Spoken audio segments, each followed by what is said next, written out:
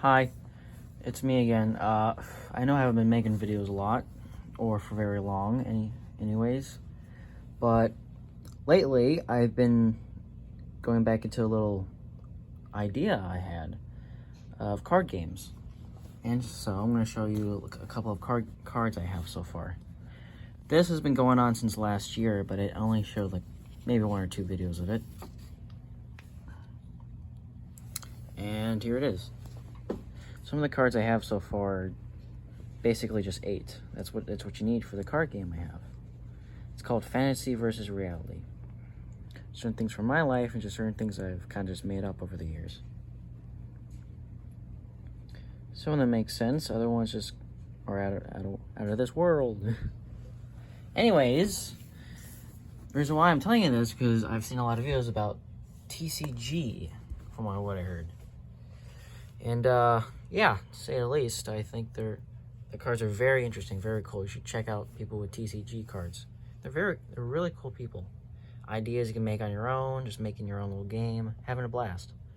The rules for my game would be hard to explain, but I have to do an entirely different video for it. This one, I'm just going to show you something simple. Kind of like, sort of, how you can make the card. So, what I do is when I'm making a card, is I measure it out. Now, for a while, I've already gotten a card, and it's this. For my cards are very different compared to other playing cards. For example, I have this right here, a Pokemon card. Pokemon cards are a lot more, a little bit wider, but not that bad. Here's one of my other cards. I have 4 different kinds of cards. Basic cards, the ones that have the normal health and damage. Gifted cards, ones with abilities in the middle that can be only used one time every match, unless revived. Boss cards, which are cards that which are basically cards that have health up to 10 or higher, and you can deal more than 1 damage to any card. And then item cards, cards that basically show like a weapon or gadget in the middle of it, and has a sign showing you can stack it on top of one another. Basically, it increases the health and the damage and there's more damage given to the card. This whole scenario kind of stuff is very hard to make a video about.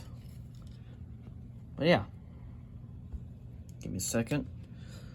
So as you can see, here we go. As you can see, the cards are very different compared to each other, and the most noticeable one is height. My cards are noticeable by height. While they might be the same length, they are a teensy bit taller than those. I thought I'd try to make mine a little unique, and because I like drawing the pictures. This one is Captain Chess Sparrow. I made up the character after I built like a chest out of cardboard and decided to make a character out of it. It's in my sketchbook somewhere. But yeah, I have a lot of cards so far that I've made, and this is only 1 pack. I don't have any other ones, but I can tell you right now, my thing is growing quite a lot. But anyways, to make a card, make your own card, you can use a reference, or you can kind of just wing it just a teeny bit. And I kind of did that a little bit. I measured out how wide it should be, and then I kind of just made the height myself. Now, when I make the cards, I try to make them as straight as possible so they're not all different sizes or shapes. So I would measure it out. I would say I put it against a wall, flatten it out. I would measure out how high it is, like how high would this card be. Once I found out, I use a ruler. I place it against the wall, and once I get it right, I carefully take away this as I'm pushing down as hard as I can to not move it, and I get a pencil and just trace it right across. Do that again one more time on the top, and you have 2 lines. These will be your startup lines. After that, you have to make the individual cards. My idea was I would grab the one I use for for building, for the measuring purposes, make a small line here, a small line here, and then one at the edge. Afterwards, I would trace it with a ruler and make sure they're all even and the same. If they aren't, you can always fix it.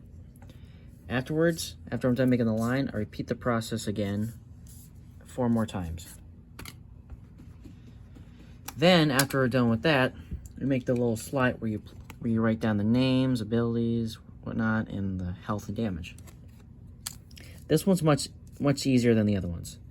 You draw a straight line here and in the back here, and you do the same thing on the other side, but except you just trace one line right here. After that, you take this out and you make this straight line. You check to see if it's correct. You do the same thing at the top. And yeah, sorry if my camera footage is really bad. I'm trying to make this work. But that's kind of how I get the card set. Afterwards, I would draw out what the card would be, and then, give me a second. And then I would use dice to determine their health and damage. Whenever I'm drawing the picture, depending on what it is, it will determine whether or not it's a box card, gifted card, or just a basic card.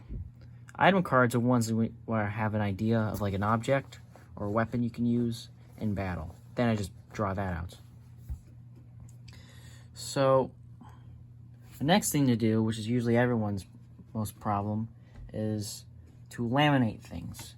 When I laminate things, the best option would be box tape or scotch tape. Lately, I've been making 8 cards at once, so box tape has been my best option. The way I do it is that I like pull out a long roll of tape, to pull out a long roll of box tape, and lay it out, and I lay it out like on the top. Just pretend I pull a long string of box tape. After that, I would carefully place it on the paper. I kind of tap my hand on the tape to make sure it's on there, no bubbles, no wrinkles, and I carefully line it. Afterwards, I repeat this at least 4 more times in the front. Once I'm done doing that, I carefully, once all the extra box tape on the sides are taken off, like I try to get one side of extra box tape to unstick from the table, and then I carefully just grab it and like that. Afterwards, I flip to the other side and repeat the process, carefully taking it off again without trying not to tear any cards or parts of the paper, and then you have yourself a playing card. After that, I would either cut it or use something like this. This right here. That's what I've been using lately. I got this from the Dollar General, not Dollar Tree, not Dollar Store, Dollar General. This will cut my pieces of paper, and I try to be very careful with it because some other times it doesn't always work out well when I'm not careful. But yeah, when you make your cards and you make your abilities, you can make it how you want, but this is how I like to do it. My I would say inspiration of the cards would be Inscryption and Magic the Gathering. Magic the Gathering is an interesting game, but the rules get pretty complex. So if you want to learn it yourself, what I remember, or maybe what was told, is to start out small. Start out with simpler cards, like the basics. Then work your way up from newer rules from it. Inscryption, it's a little different, but it's actually not that hard to understand. My game, it's a little hard because I'm not good with explaining my rules. But yeah, I call it fantasy versus reality because I like to put like fun little things. This right here is the background for each of the cards. I thought it'd be nice. And now once I'm done box taping this, taping it up with box tape, I can cut it and then it's been laminated. It works really well and really effective. You just gotta do it right, and don't really try to hurry yourself up with box tape, because if you're trying to laminate it, you must use as much precise as you can. Let's be very careful of it. Once it's on there, it may not come off easily. Trust me, I've had problems before, and it's really annoying. Just very annoying. But yeah, I have basic 4 elements. You got the wizards, you got a village, simple people. You got steampunk, and you got the dead. I show which ones are which on the bottom right. I've been doing that for a while. The village are the houses. The haunted ones, or the scary ones, are the moons. The steampunk, you can tell, would be a gear. And the magic would actually be like a little sword with spells just coming out of nowhere. Like a little fireworks. But obviously I don't have it on this one, so yeah. There's and this, and then, well, yeah. This, and blah, blah, blah. Sorry, I'm all over my place. I don't have a proper place to record this, so yeah. Otherwise, it's not too hard to make card games. You just gotta know what to do and what to think of. They all don't have to be the same thing. You don't have to make it exactly like every other card game, but if you feel like you want to make yours a little similar to another one, but still feel different and unique, go ahead. I'm not going to stop you. Every other card game that I've seen so far have had right here, I made a train, have had their own little ideas, like how you place down the cards and stuff, like where do they go and whatnot. And I have done exactly that. This is my playing mat. Obviously, it's not interesting or cool like any other one, but it is definitely effective. You place your cards down here. You place your 4 cards down in the bench area. You choose 2 of them. You place them up here. Only 4 cards on your side of the board are allowed. I mean, to take 2 from the bench and put on the fight area, you cannot place any other ones. There's only 2 left here.